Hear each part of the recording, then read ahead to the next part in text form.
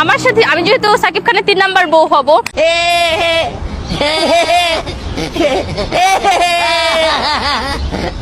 তাহলে 3টা বিয়ে হবে তার। হ্যাঁ, তো ইসলামে যেহেতু 4টা বিয়ে করা জায়েজ আছে, আমি চাবো যে ওকে আরেকটা বিয়ে করাই। সুটিয়ে লাল করে দেবো, নোংরামি বার করে দেবো, লজ্জা লাগা দরকার। আমি যদি সিনেমাতে নেমে যাই তাহলে বলিউড থেকে ডাকাডাকি পড়ে যাবে যে এই মেয়েকে লাগবে এটা সেটা। আমি বিশ্বাস করি না, আমি বিশ্বাস করি না, আমি বিশ্বাস করি না।